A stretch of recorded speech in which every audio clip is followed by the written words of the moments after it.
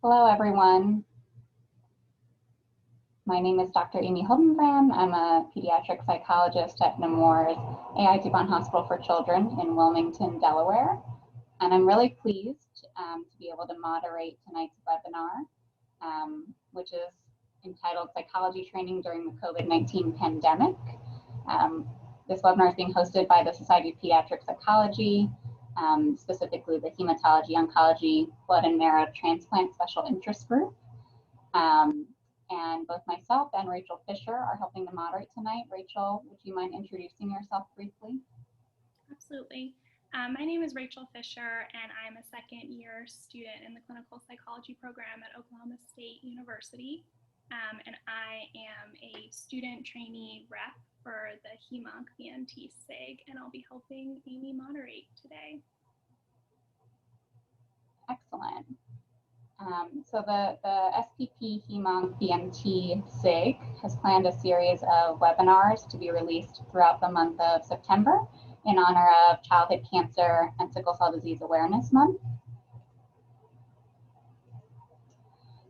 And today's webinar, as I mentioned earlier, will be focused on the ways in which psychology training has adapted and evolved during the COVID-19 pandemic, but we also have other webinars that will be released throughout the month of September on other topics. We're very fortunate today to have a group of fantastic panelists who will be joining us to discuss this topic. So we'll first hear from Dr. Eleanor Mackey. We'll then hear from Kendra Paris, and we'll also hear from Sunita Lay. And in the last portion of the webinar today, our panelists will have the opportunity to answer questions that were submitted by our SPP members. So without further ado, I'd like to begin by introducing our first speaker. Dr. Eleanor Mackey is the Associate Director of Training and Professional Psychology and the Director of Mental Health Services for the Obesity Institute at Children's National Hospital in Washington, D.C. She's also an Associate Professor of Psychiatry and Behavioral Sciences and Pediatrics at the George Washington University School of Medicine and Health Sciences. Dr. Mackey has expertise in child and adolescent weight management, eating and exercise behaviors, and self-management of type 1 diabetes. So I'd like to thank Dr. Mackey for joining us and invite her to share her screen. Thank you. It's really fun to be able to think about some of the ways that programs have been innovative during this time. And it's hard sometimes to find silver linings among pandemics. But I do think that one of the important silver linings that we found is that this is an excellent opportunity to be innovative and to think about how our programs function in good times and in bad. So I feel like I'm probably not going to be the only person singing this song, but that our secret at Children's National, at least, has been that we have to be flexible. So what does this look like? Because we don't know what's happening week to week or month to month, we decided really early on that we needed to plan ahead for 3 different scenarios and then make sure we had a good plan in place so that we could pivot from one to the other with ease. And so we can do, and we have done and did at the spring semester last year when everything shut down, we went to a fully virtual model. We are now operating a little bit more at a hybrid model. And of course, we all know the all-in-person model, as that's pretty much typical. So I'm going to walk you through what ours look like, just to give you a sense of what one program has done in terms of making some modifications to the program to make sure that we are able to maximize training. So all-in-person is easy. We've been doing it since 1970, at least in our program. So that is a piece of cake. We all know what we're doing. That's what the brochure has reflected for years. All virtual looked a little different. So when we shut down in March, we took about a week or so to try and pull our stuff together and figure out exactly how we were going to do this. We had a steep learning curve in terms of telehealth, as I imagine many of you did. But one of the things that we've done is that we've made outpatient therapy cases completely done via telehealth as well as supervision. And that did take some figuring out of the different jurisdictions. In Washington, D.C., we have to operate under D.C., Maryland, and Virginia different guidelines. So we had to make sure that this was feasible. But we've had a very successful transfer of our outpatient cases. And this has actually worked quite beautifully. Our pediatric psychology rotations, like primary care, again, teams were really creative and were able to do multidisciplinary team Zooms where people still were able to switch in and out of rooms to meet patients and have team coordinated care via Zoom as well. So it felt a little different, looked a little different for some of those clinics. Other clinics sort of took a modified approach and then did sort of appointment based so that, you know, you still had the same consults or checked in with the same patients, but you might have just been more setting those appointments rather than popping into their clinic room. But that seemed to work. The other thing that we were able to do for like inpatient consults is actually have iPads that were obviously rigorously cleaned and handed to the family who was inpatient, and then the intern would be on the Zoom on the other end. So that also made for a really nice ability for us to be able to be present in the same ways, just via virtual technology. Assessment rotations have been challenging, as I imagine that they are with many sites. It's quite easy, as with outpatient therapy, to do intakes and feedbacks via Zoom, but it's a lot harder to do assessment. So that sort of went on hold a little bit in the spring, as even our neuropsychology department was figuring out exactly what that would look like, getting the plexiglass barriers, the cleaning protocols, all those sorts of things in place. And inpatient psychiatry was done literally by Zooming in with the team. So again, the people who were actually present on site would have the iPad and would be able to facilitate the intern Zooming into all the rounds, being able to pass that off to the patient that was having, you know, individual therapy or participating in groups that way. So that actually worked better than we expected as well. Our hybrid model gives us a lot of flexibility because it really depends a lot on the rotation, the supervisor, the intern, and the scene at the very moment in terms of what the COVID risk looks like in the community. One of the things I want to mention is that in order to make a hybrid model work, we really had to think critically about intern safety. So some of the things we did was we added a session in orientation for the interns to meet directly with our infection control department to learn how to properly use PPE, to learn how to make sure that they were doing the right things when they entered and left the hospital in terms of their own exposure. By that point, when we had started with the new intern class, our occupational health department had done extensive work looking at transmission rates within the hospital. And we've been able to get our transmission rates in the hospital to zero from employee to employee or patient to employee once we had universal masking. So we all wear masks that are given by the hospitals. They're really high quality. We have N95s that we're fitted for as well. We have goggles, face shields, and we have the physical distancing, the regular cleaning, and of course, great ventilation because we're a hospital facility. So we've been able to ensure that we have the knowledge we need to be able to make sure that interns are safe when they come in. We've continued to do all outpatient therapy cases and supervision via telehealth. Now, interns may have the opportunity to come in person, but they don't need to, and a lot of the patients don't prefer to at the moment. So we've continued to work on that angle. All didactics and meetings are via Zoom. Assessments, testing for the most part is in person with some really good safety protocols in place, and intakes and feedbacks are more generally done virtually, but they can be in person. Ped Psych rotations are flexible and kind of depend on the clinic and the supervisor and the patient population, some of whom may be more susceptible and staying at home. So like our CF clinic is really doing everything still virtual because those kids are at higher risk. For obesity, I've sort of left it up to the intern who works with me. What kinds of experiences do you want? How comfortable are you going in? What if we did it once a month for this, but then telehealth for this? So it was a little bit more of a conversation there. Inpatient psychiatry has been in person, which has worked quite well.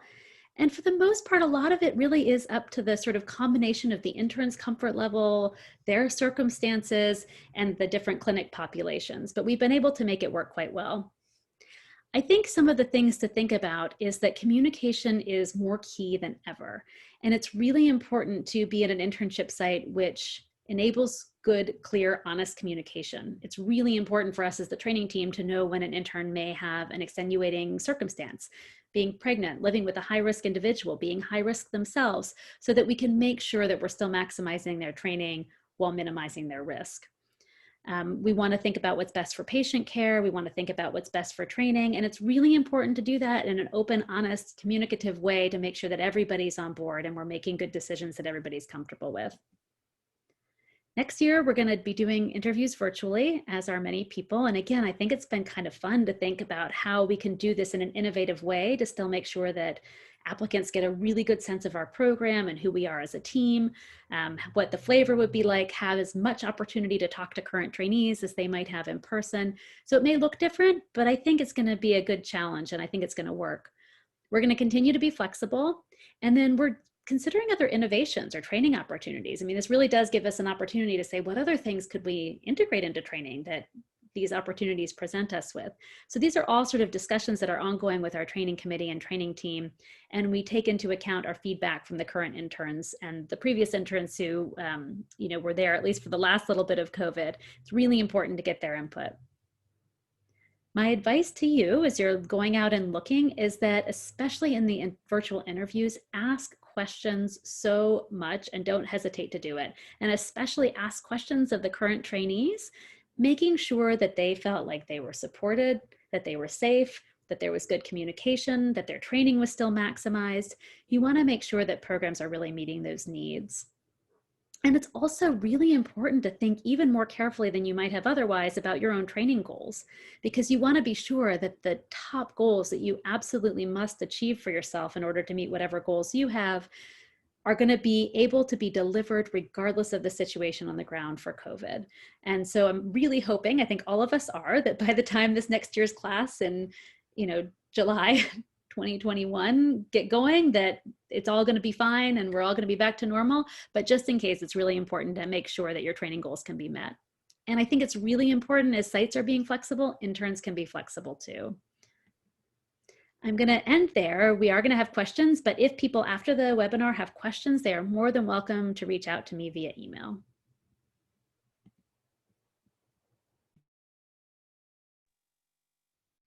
Thank you so much, Dr. Mackey, for sharing what Children's National has been doing to adjust. Amy, if it's all right with you, I'm going to introduce Dr. Paris. All right. Dr. Kendra Paris is an assistant faculty member in the psychology department and the director of doctoral internship training in pediatric psychology at St. Jude Children's Research Hospital. Her research interests include psychosocial adjustment and functioning of youth with chronic medical conditions, as well as those undergoing bone marrow transplantation. Thank you so much for joining us, Dr. Paris. Well, thank you very much for the kind introduction, Rachel. I'm very excited to be here for this webinar.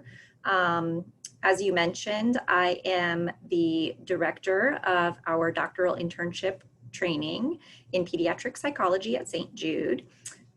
So let me share my slides.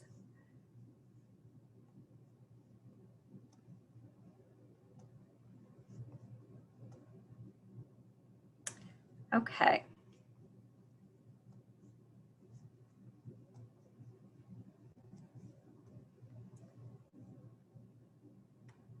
Okay, so to better understand some of the adaptations that were made, both within my institution and my department, I feel like I need to tell you a little bit more about our patient population at St. Jude.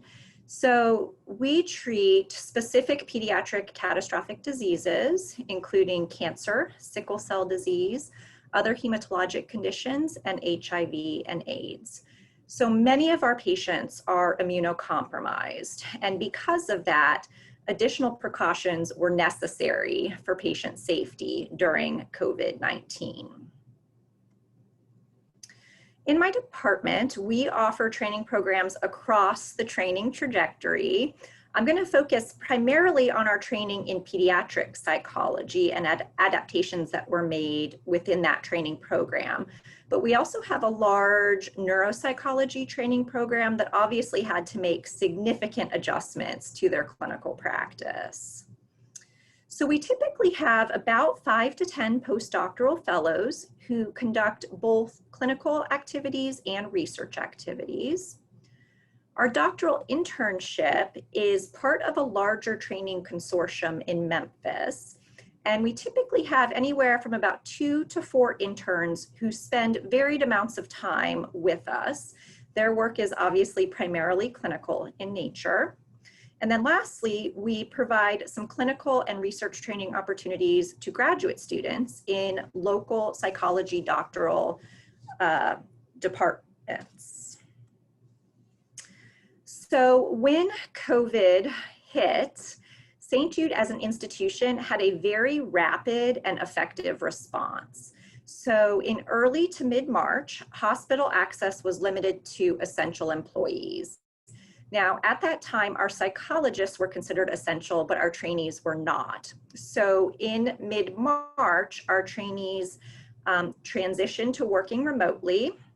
Those that were focused primarily on research activities had an easier transition. Our clinical trainees had a brief break in their services for about 1 to 2 weeks until we had our telehealth system up and running.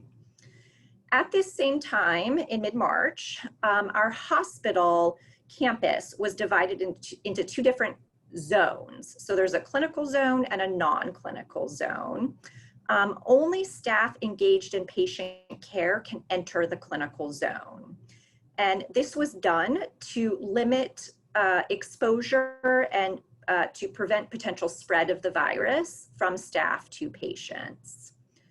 At this same time, our hospital put into place policies related to PPE and social distancing. And within our department in mid-March, we suspended all of our assessment activities and really started to limit our other clinical activities. So we were still conducting in-person consultation and in-person crisis management and risk assessment. In mid to late March, all of our psychology staff transitioned to working remotely.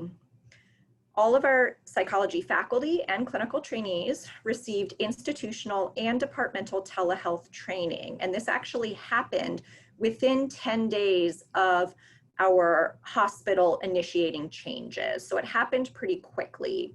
And as part of these telehealth trainings, we had to be signed off on certain competencies related to telehealth.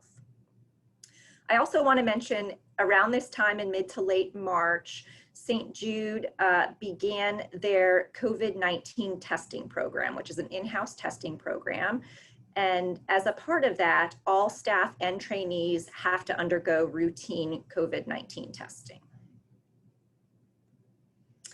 By early April, the institution began efforts to provide support to staff to deal with the emotional toll of COVID-19. One of those efforts is a staff support line for employees who are experiencing stress and overwhelm related to COVID-19. And this support line is staffed by our psychologists and some of our postdoctoral fellows. By March, all of our psychologists and all of our clinical trainees were engaging in telehealth for all services, for inpatient and outpatient consults, therapy and intervention, and risk and crisis assessments. At the same time, our hospital was making some changes. We began to limit the number of patient caregivers to 1. This was a very big change for our families who had been used to having as many parents and caregivers and siblings as they wanted on campus. From mid-June to the present, we have had a staggered return to campus of our employees, including our psychologists and our trainees. We continue to engage in telehealth services for many of our activities, but we are also reintegrating some in-person services. And at a hospital level, policies related to PPE, social distancing, occupancy limits, and COVID testing continue. So as you can see, as I've walked through this timeline, the services provided by our psychologists and our trainees has been pretty similar throughout the pandemic. We are trying to offer as much patient care as possible to our trainees while also taking necessary precautions and making necessary adaptations. So to discuss just a little bit more some of the modifications to our training during the pandemic, as I mentioned, we had a very rapid mobilization of our telehealth program. So within 10 days of initial hospital efforts related to the virus, our psychology trainees had participated in both institutional and departmental telehealth trainings alongside the psychologists. The use of our telehealth platform by trainees has been consistent with that of the psychologists. Our institution, fortunately, has been able to handle device needs of our trainees to limit that financial burden on them. We've also been able to provide remote hotspots if needed. And now that we're slowly returning to campus, we are ensuring that all of our trainees have private spaces to conduct telehealth sessions should they need to do those while on campus. I just want to briefly mention interpreters. So St. Jude has a very large non-English speaking population. And so our interpreters were also quickly trained on our telehealth platform and began participating in our sessions immediately. And this was an adjustment for our trainees and for our psychologists as we had to learn the logistical aspects of using an interpreter in a telehealth room and inviting them to the telehealth room and such things. Supervision has obviously changed. We continue to have, regular weekly supervision, though it is now via face-to-face video conferencing, and that has continued even with the return to campus. For trainees who are earlier in their training, their supervisors have also been spending some time in the telehealth room with them as they're seeing their patients. In terms of management of technology problems for our trainees, they've had a lot of support so they can go to their supervisors, and then they also have departmental IT available to them, institutional IT support, and then our institutional telehealth program as well has been able to provide some support.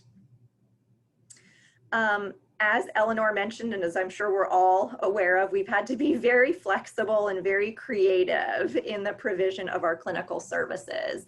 And I just want to highlight a few things that we've done at St. Jude.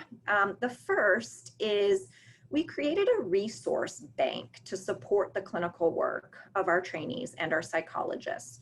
So we compiled a bunch of materials that are placed in a very easily accessible location that can be easily shared in telehealth sessions. I mentioned before that our neuropsychology group halted their comprehensive assessments for a period of time.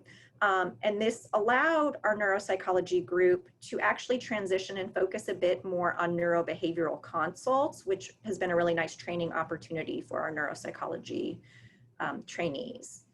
And then lastly, our pediatric psychology trainees and psychologists have had to learn very creative ways of continuing certain services that we are much more used to doing in person and much more comfortable doing in person, like pill swallowing training or risk assessments. So because there were fewer direct clinical opportunities when working remotely for our trainees, we have encouraged our trainees to really increase their participation in didactics and learning opportunities. We already had quite a few departmental didactics that our trainees participated in, but we have encouraged them to attend others that maybe they weren't able to attend before. So for example, our pediatric psychology trainees are now attending some of our neuropsychology didactics. We've encouraged our trainees to attend our hospital grand rounds, medical service rounds, which have all transitioned to virtual platforms. And then as their schedule allows, encouraging them to attend webinars. As I mentioned in my last slide, obviously supervision has changed a bit during the pandemic. I'd just like to say a few other things related to supervision. One is that I think it's critical for both trainees and supervisors to adjust their expectations during this time. Because of the very significant changes that we're going through and the resulting impact on health and emotional well-being. As a trainee, I think it's really critical for you to recognize the need to have open discussions with your supervisors about any worries, any anxiety, any emotional struggles you are having right now. I think all of us have had anxieties and emotional reactions to the pandemic, whether it's fear of getting COVID, fear of giving COVID unknowingly to a patient, dealing with social isolation, perhaps struggling with more people going back to work and more exposures. All of these are very normal worries to have, and it's critical as a trainee right now to have open discussions with your supervisors about these worries. I think for supervisors right now, it's especially important to remember that there's an inherent power differential in supervision. So as supervisors, we really need to encourage our trainees to be more open in their expression of their needs. And then lastly, I would really encourage trainees right now to take advantage of any supports and resources that are available to them. So at St. Jude, we have a variety of resources that are available for our trainees. We have several virtual support groups. Our EAP is rolling out more services. As I mentioned, we have a staff support line. So again, for trainees, it's just really important to take advantage of any supports that are available to you, particularly if you're struggling, and for supervisors to support trainees in seeking help. And so with that, I will say thank you and stop sharing my screen. Thank you, Dr. Paris. So now I have the great pleasure of introducing Dr. Sunita Lay. She is a pediatric psychologist and associate training director in the Division of Behavioral Medicine and Clinical Psychology at Cincinnati Children's Hospital Medical Center. She's also an assistant professor of pediatrics at the University of Cincinnati. Dr. Lay's clinical specialties include feeding, pediatric obesity, and bariatrics. Her research focuses on improving outcomes for youth with obesity. So I'd like to invite Sunita to go ahead and share her screen. Yes, thank you so much for having me and for giving me the opportunity to share a little bit about what we've done at Cincinnati Children's Hospital to adapt our training to the COVID situations. And I think we've done some of the things that people at St. Jude's and Children's National have done, so I'll try to speed through any kind of repetition that we might have. In order to kind of understand the adjustments that we've made, I thought it might be helpful to give you an overview of what our behavioral medicine internship looks like. So we usually have 5 incoming interns. One of them is a clinical child intern, and I won't talk as much about their experience because I imagine that pediatric or future pediatric psychologists are more interested in our behavioral medicine track. And so our behavioral medicine track consists of a couple of different experiences. So over the entire year, they carry a caseload of 3 to 5 outpatients, which they see on a weekly basis. And they also have a research supervisor with whom they meet, and they work on creating some sort of product for the end of the year, whether it be an abstract or a manuscript. They also have 2 6-month experiences where they work either within a pain clinic, sleep clinic, a GI clinic, or epilepsy clinic. And then they have 3 4-month experiences, which consist of either inpatient consultation liaison experiences or outpatient diabetes experiences, experience with our neurology team in our headache clinic, and also experience giving or doing biofeedback with patients. And we also have our interns do 1 assessment rotation that's either in the area of neuropsychology or inpatient psychiatric evaluations. And so this kind of gives you an idea of what a residence schedule would look like. They'd all have a year-long supervisor, a research supervisor, a professional development mentor that's honestly just somebody that's there to talk to that isn't one of their direct supervisors. They would be in a 6-month rotation as well as a 4-month rotation. So as we were thinking about how to adapt to the COVID-19 pandemic, the question that we always came back to is, well, how did we do this in person? So in person, they met with each of their supervisors for an hour a week. And so we had them continue to virtually meet with their supervisors an hour a week. In person, they had times allocated for each of their rotation.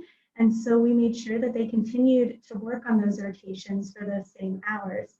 And obviously the way that we could do that is by adapting to telemedicine pretty quickly. And for our program, we decided on Microsoft Teams because we looked at a couple of different telemedicine systems of telemedicine, and we needed to have a program that would allow our supervisors and our residents to both have access to patients. So one of the platforms that we use is only a one-to-one platform, which was great for people that could work independently, but more problematic for our trainees who needed to be able to have a supervisor hop on in case of emergency. And so we were able to find a platform that allowed our trainees to have the appointment on their schedule and the supervisors to have the appointment on their schedule too. So in case of any kind of safety concern, the supervisor could easily access the appointment and the trainee. Another thing that we thought about was that telemedicine, well, at that point was new to many of the supervisors, but was definitely new to the trainees. And so we developed a telemedicine boot camp to get everybody on board with this telemedicine training. Divisionally, all of our psychologists were required to do some telemedicine training. Most of us did the APA trainings, and we're also required to get training on the platform that we were using, Microsoft Teams. But we wanted our trainees to have a little bit of extra opportunity to really work through some of the telemedicine complexities. And so what we decided to do was develop a 3-session boot camp. At the first session, they discussed the first of the APA telepsychology series. They talked a little bit more about Microsoft Teams and problem solved how to work through that.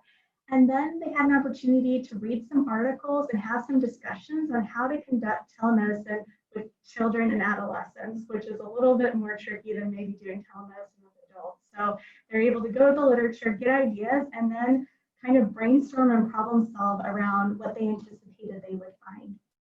In the second session, they had the opportunity to talk about the second of this APA series, telepsychology best practice series.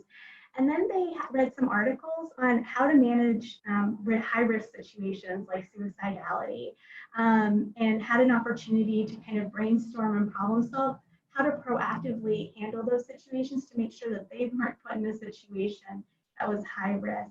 And by this point, they were seeing their own telemedicine patients. And so they also had a little bit of time to do some group consultation, talk about what was going well and what they were struggling with. And at the last session, we talked more about like the legal and regulatory aspect of telemedicine, and most of the session was spent more in group consultation than bringing up their concerns.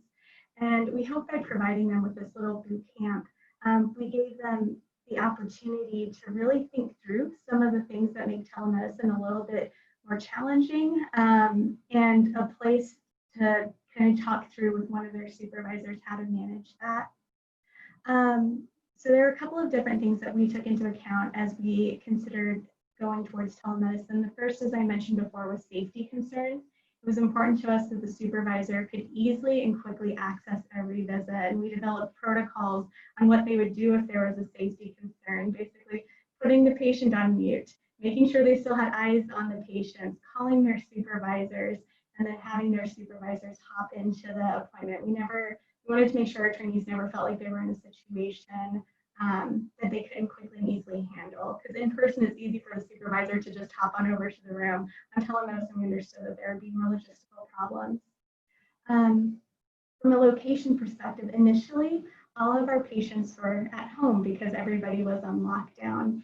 However, the hospital started gradually opening up, allowing or encouraging more medical physicians to come into the hospital. While our medical colleagues oftentimes need like kind of hands on the patient, as psychologists, we don't.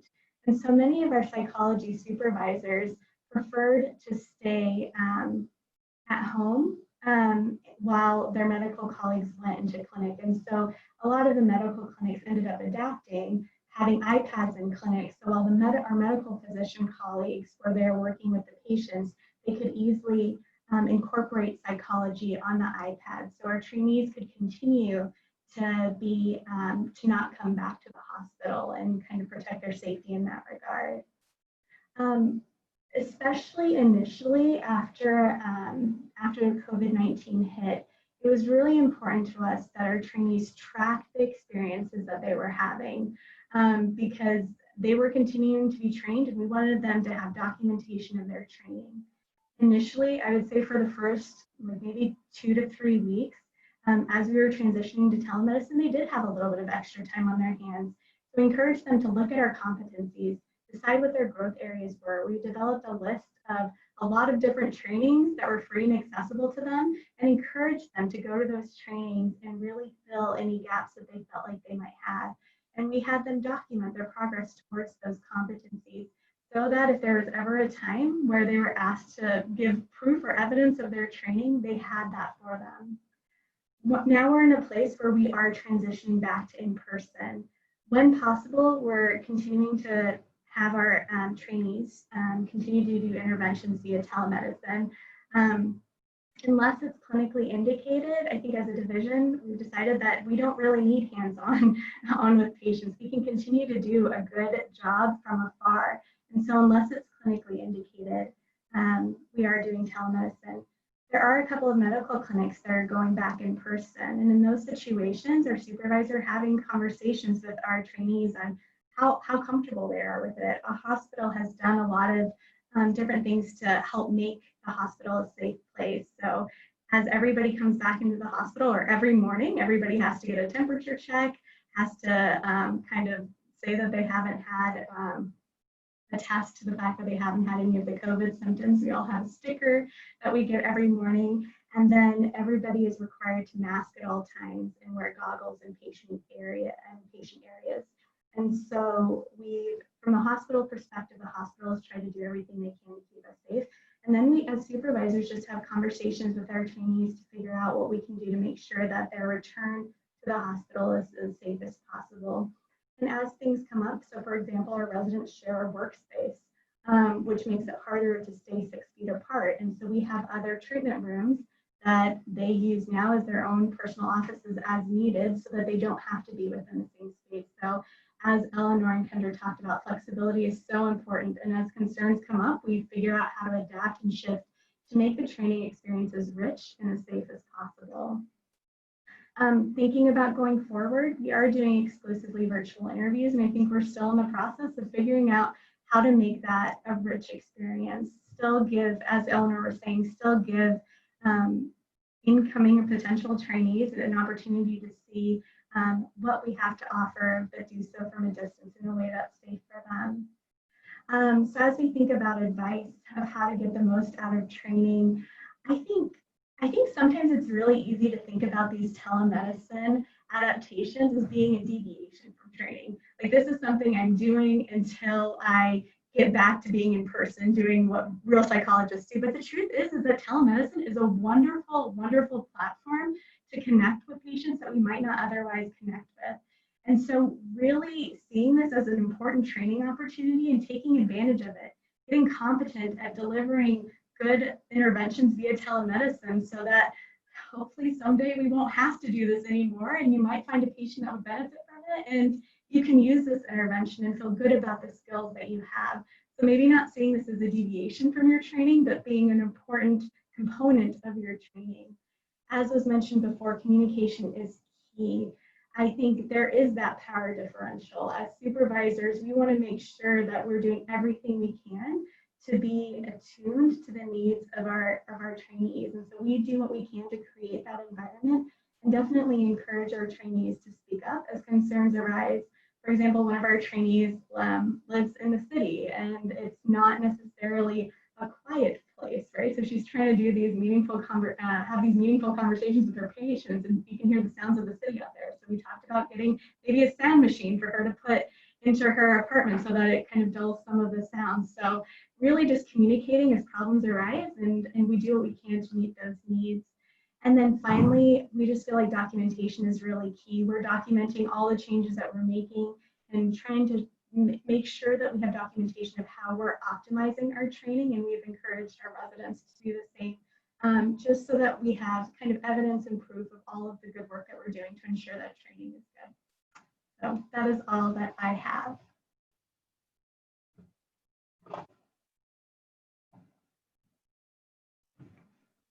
Thank you so much.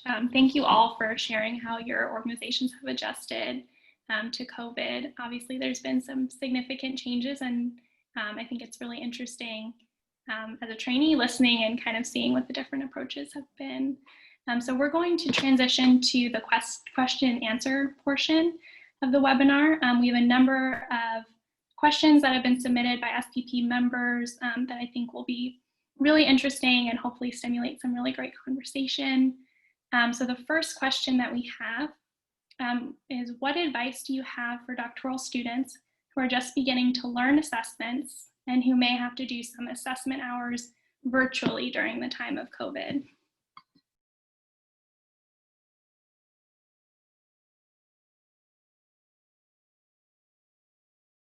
And feel free to just jump in, and I realize with some of these questions, there might not be a clear answer at all. There's certainly some big challenges we're all facing. I would just say that people really should have some faith in themselves. I think that one of the things that always impresses me about psychology trainees from so many different types of programs is their ability to pick things up quickly and learn and to get help when they need it.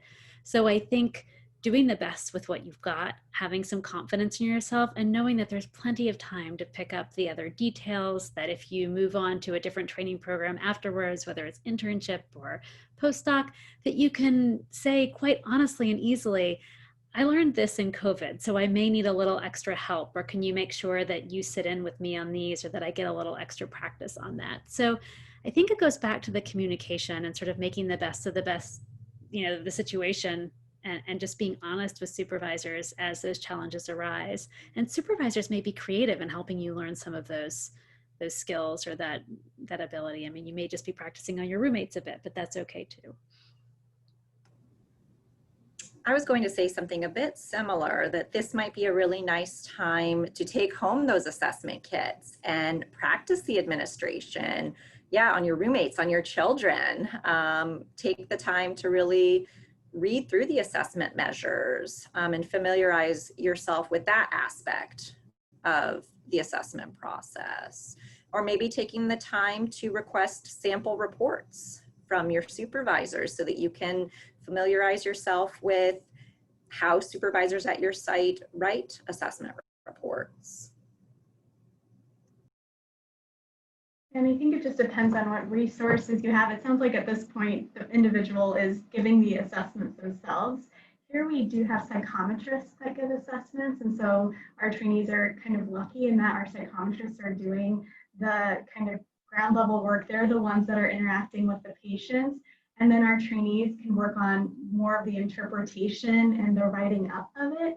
And so depending on what resources you have access to, taking advantage of those resources, and maybe you are giving the assessments more with like friends or family, and you're practicing the conceptualization more with work that others are doing. And I think as long as that's something that's okay with your supervisor, I think it's okay to be flexible.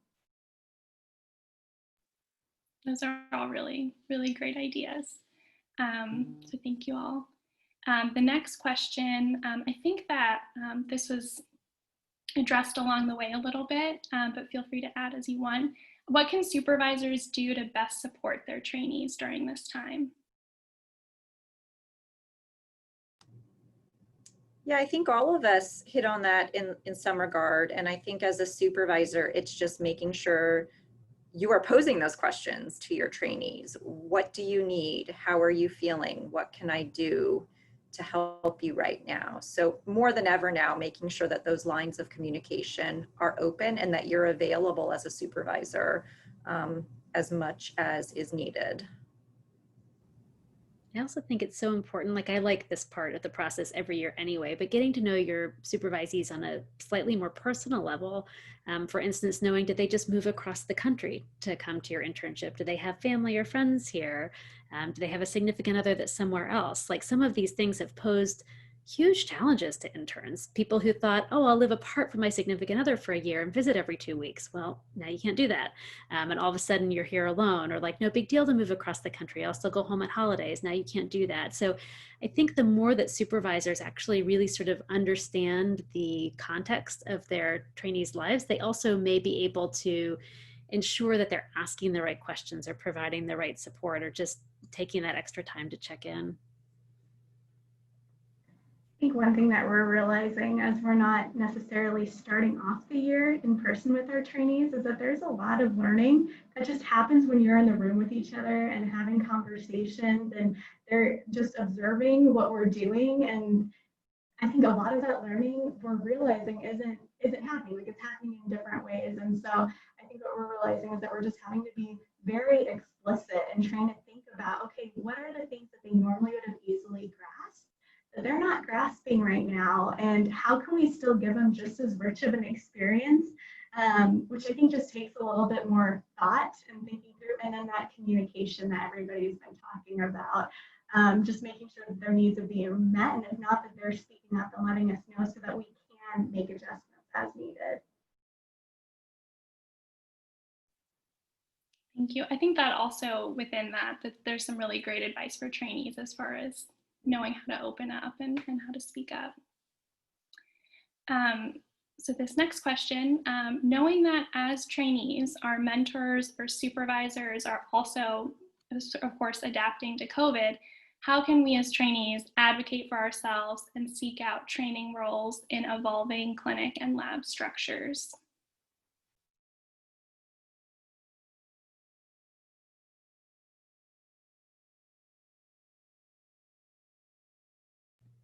I think it's important for any supervisee to make sure that at one of the earlier sessions, they're talking with their supervisor, and hopefully the supervisor will initiate this about what their goals are for the year, and sort of thinking ahead and thinking how we make sure we reach those goals. And so if you have a specific goal that you need to make sure that your supervisor is aware of, they can help you think through how to make sure that happens, or to think creatively, or how to, what kinds of opportunities might be available that you might not have even thought of.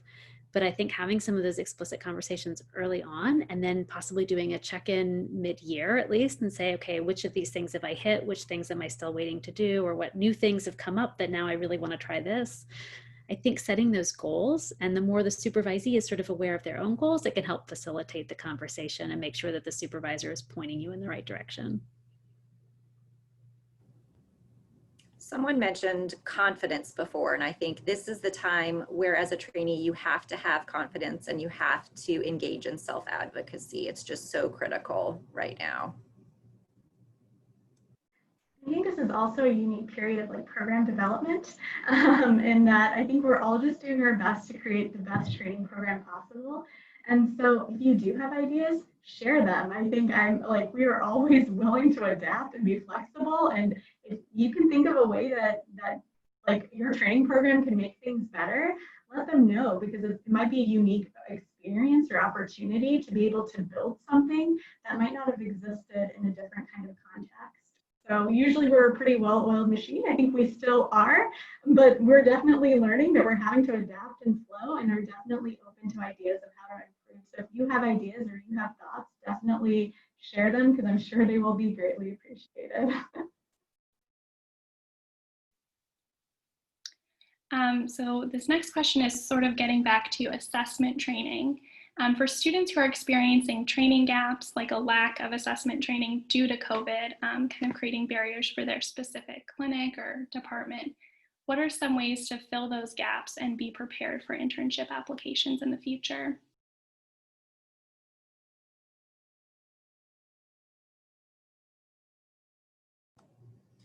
This is really tricky. And I think someone mentioned before, some of it might just be, as a field, we have to recognize that our trainees are going to have a very different experience right now, and expectations for certain skills and certain knowledge might look different. And I think it also speaks to, again, at a more broad kind of national training level, we need to start thinking about some of the longer term impacts of the pandemic on training in our profession and how we're going to handle that.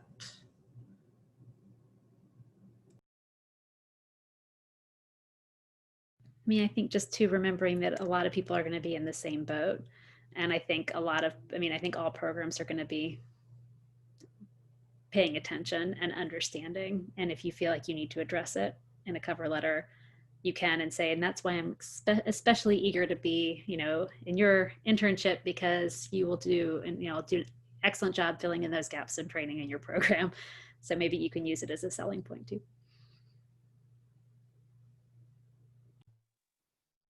That's a really great segue actually into the next question.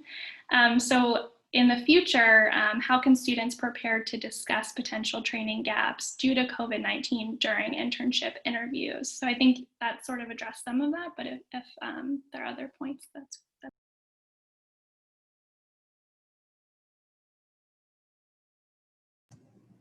I think, yeah, as a training director, I appreciate honesty. So in your cover letters, in your interviews, just being honest about those gaps and that it was outside of anything you had control over. That's what I would recommend.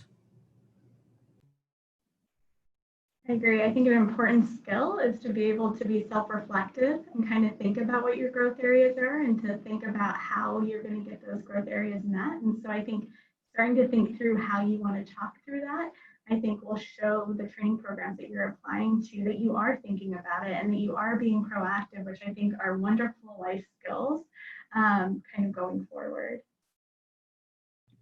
I'd also go back to something that you said, Sunita, earlier that I thought was awesome, which is like, remember all the things you do have and you did learn from this. And so I think even highlighting, I also learned creativity and innovation and flexibility, and I'm excited to apply those skills to what you have to offer in your internship. So, I mean, I really loved that reframe that you gave. I was like, oh, I got to remember that. So I think that's also something to remember when you're spinning it, that it's, you know, that you may have picked up things that you wouldn't otherwise have that are real selling points.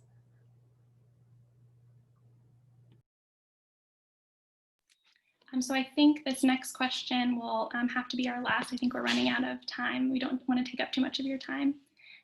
So for internship applicants, how will expectations for clinical hours be adjusted, considering that the COVID-19 pandemic, of course, that has had significant effects on graduate training thus far?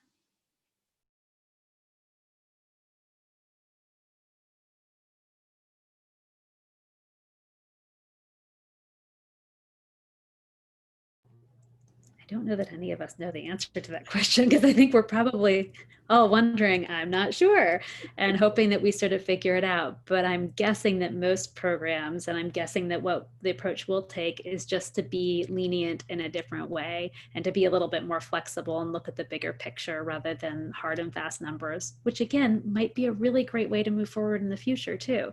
So this may teach our program some really good things about what we're looking for and how we look for it. So I don't think, probably, at least we don't know. Yeah. I think the good news is, I don't know, sorry. I think the good news, or good news, whatever, is that everybody's going through this too. And so you might be feeling insecure about this or worried about it, but the truth is that everybody else is in the exact same situation as you. And I think, kind of as I think Kendra mentioned earlier, as training programs, we are aware that there are going to be some holes there that might not have been there otherwise. And our job is to be prepared to help you fill those holes and help you fill those training gaps. And so I think, kind of like we said earlier, just communicating clearly about that, letting us know what we can do to help you. I think we're more than willing to do that, and we'll be taking that to account as we are reviewing applications. I agree with what both of you have said, and I just think it's going to be a really interesting application and interview season. It's going to be, I think, a steep learning curve for all of us. And just, again, great time to be flexible. I wonder if I could ask one last question. We've been talking a lot about training gaps and how to,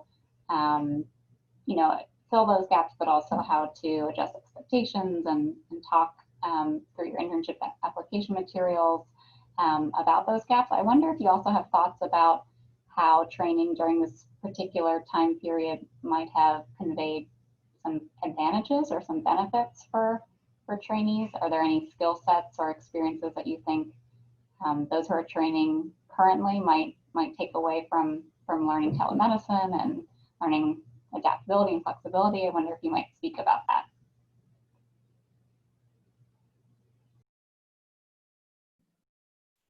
my kind of life philosophy is that it's not necessarily the challenges, but how we approach the challenges that matter.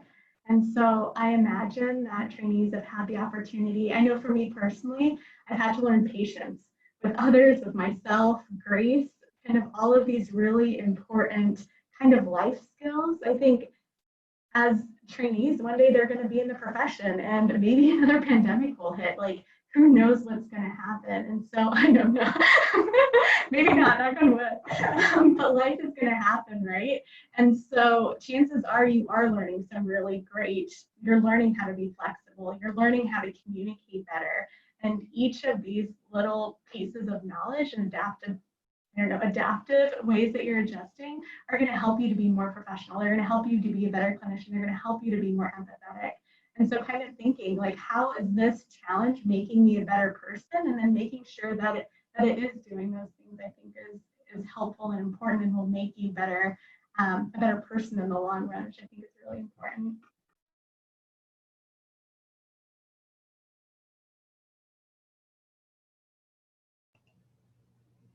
Great. Well, if there are no other comments, I would like to thank our panelists. Let me just pull up